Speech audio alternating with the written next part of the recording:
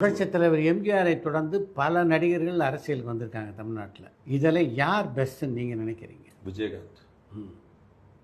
ஏன்னா அதை நான் அறகுறையாக பார்த்துட்டேன். அது வந்து அப்போ அது வளர்ந்துதான் என்னவா இருந்திருக்கும்னு எனக்கு ஒரு ஆசை. விஜயகாந்த் அவர்களை நான் தனிப்பட்ட முறையில் பார்த்துருக்கிறேன்.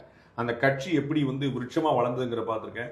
அவர் எப்படி தன்னுடைய தனித்தன்மை இழக்காமல் இருந்தாங்க. ஒரு கூட்டணி வச்சாலும் ஒரு சமரசம் இல்லாமல் எப்படி சாமானிய மனிதர்களை யோசிச்சிருக்கேன். திரு சீமான் அவர்கள் சொன்ன வார்த்தை நான் மறக்க மாட்டேன். அண்ணெல்லாம் இருந்தாருன்னா நமக்கெல்லாம் வந்து அரசியலே கிடையாது அப்படிப்பார். விஜயகாந்த் இருந்தாருன்னா இன்னைக்கு விஜய் கிடையாது. விஜயகாந்த் இருந்தாலும் ரஜினி வந்து அரசியல் பற்றி பேசிக்க மாட்டாரு. விஜயகாந்த் இருந்தாலும் சீமான் கிடையாது. விஜயகாந்த் இருந்தால் இவர்களுக்கெல்லாம் தேவையே கிடையாது. அப்ப வந்து அவருடைய உடல்நல கோளாறு, இறைவன் அவரை வந்து சீக்கிரமா தன்னுடைய பக்கத்தில் சேர்க்கிறது ஒரு பேரிழப்பு.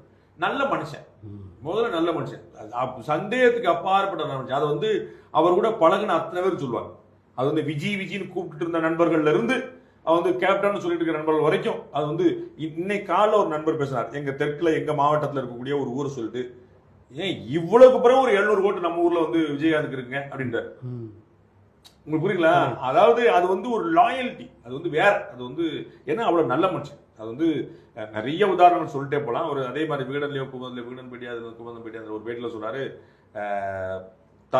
தலையை வந்து கையை வந்து தலைக்கு வச்சு படுத்திருக்கிறாரு அவர் வீட்டில். அவர் கேப்டன், ரொம்ப நல்ல பரவ நடிகர். என்ன கேப்டன் எப்படி படுத்திருக்கீங்க அப்படின்னா, நாளைக்கு நம்ம வந்து மக்கள் பணிக்கு போகும்போது என்னால நடக்கலாம், நம்ம எல்லாத்துக்கும் தயாரா இருக்கணும் அப்படின்ட்டு. அண்டு அவருடைய ப்ரொடக்ஷன் ஹவுஸ்ல சாப்பாடு எப்படி கொடுப்பாங்கன்னு உங்களுக்கு தெரியும். அது வந்து இண்டஸ்ட்ரியில ஒரு பெஞ்ச் மார்க்.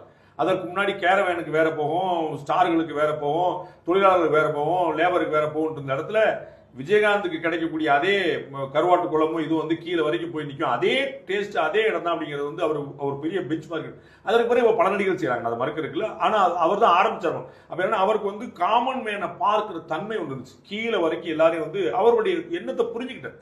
அது ரொம்ப முக்கியமானது. அது வந்து ஹிந்து முஸ்லீம் இஷ்யூவா இருக்கட்டும், லாங்குவேஜ் இஷ்யூவா இருக்கட்டும், ஒரு பெரிய பார்வை. நண்பர்களா இருக்கணுங்கிறது அவர் இப்ராஹிம் ராவுத்தர் அவருடைய நண்பர் உட்பட வந்து எவ்வளவு கெழுதகை நண்பரா, எப்படி வந்து மாப்பிள்ள மச்சான ஒண்ணு கூட ரெண்டு ஒன்னா ரெண்டு வேற வேற அப்படிங்க தெரியாத அளவுக்கு நமக்கு இருந்தது. ஆனா நெத்தில இருக்க விபூதியை இன்னைக்கு ஒரு நாள் அழிச்சது கிடையாது. அவர் வந்து ரம்ஜான் நோன்பு திறக்க போனாலும் விபூதியோட போய் நிற்பார். வெளிப்படையா வெள்ளந்தியா பேசல வந்து யாரும் முடியாது.